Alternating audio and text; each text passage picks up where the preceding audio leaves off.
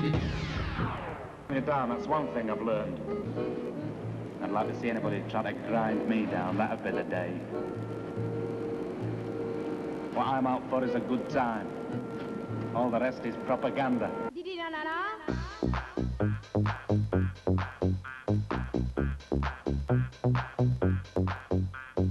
Na na na na na na na na na na with my baby. Yes, of course. I always love to listen to that on Friday night. Saturday Night lodged itself into everybody's heads and the top of the UK charts. The first #1 for a Danish artist, no less. But like her Viking forefathers, she plundered this hit from further afield. I moved to Italy in '91, and I met a lot of people from music industry and this and that, and I ran into Davide, who was composing most of the songs, and one thing just led to the other. Davide was Davide Riva, who along with his writing, producing partner Larry Pignoli, came up with a tune with some potential. Well, you know, to be honest with you, the really interesting thing about Saturday Night is it took no time to write, you know. I mean, it was literally within a couple of hours, you know, we had the main tune all written down. It wasn't really my kind of music, you know, in the first place, so I've always been more into funk or soul or jazz or so many other things. Because then, right, you know, we as Whigfield, right, and we just thinks that her voice would suit the song. So, like, we just started working the song, like, round her. You know, and it sounded really good, yeah? So we just, you know, we just went on and produced it, you know. Whigfield's real name is Sannie Charlotte Carlson. She took the name Whigfield as a tribute to her piano teacher, Mrs. Whigfield, who looks something like this. Well, maybe not. Soon, holidaymakers around the Med, fueled by another Danish export, probably, were bouncing around to Saturday Night's infectious rhythms. What was the magic formula? Interesting thing about Saturday Night, which is probably the king of the holiday hits of the 90s, or shall we say the queen. It has several hooks. It has that funny duck-like noise at the beginning. And it's got her little squeal of pleasure at the start. The appeal, I'd say simplicity. It certainly appealed to the simple taste of the British record-buying public.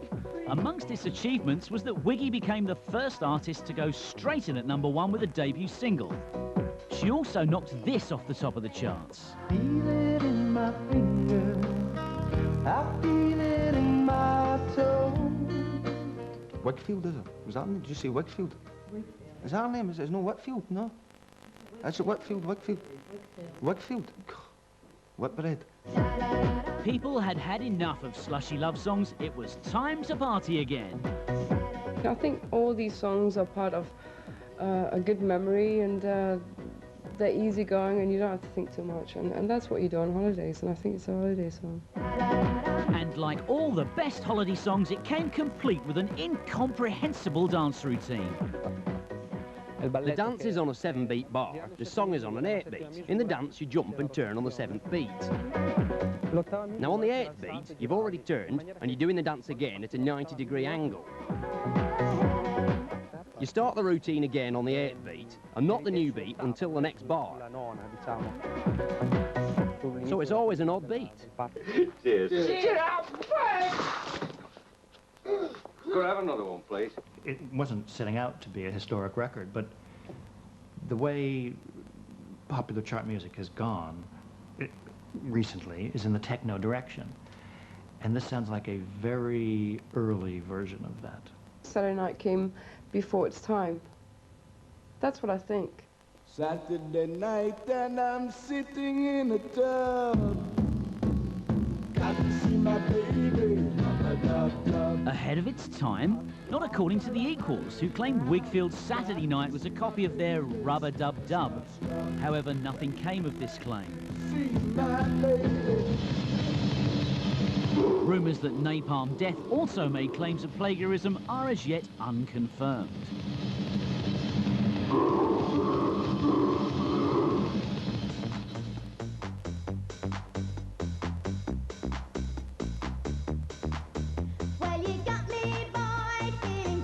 Whigfield and co were not so lucky with the follow-up single Another Day. Mungo Jerry claimed it stole from their hit In the Summertime and were awarded a percentage of the royalties in an out-of-court settlement. Well, other people pointed it out to us, and when we checked it out, we discovered, yeah, there is a bit of a similarity, you know.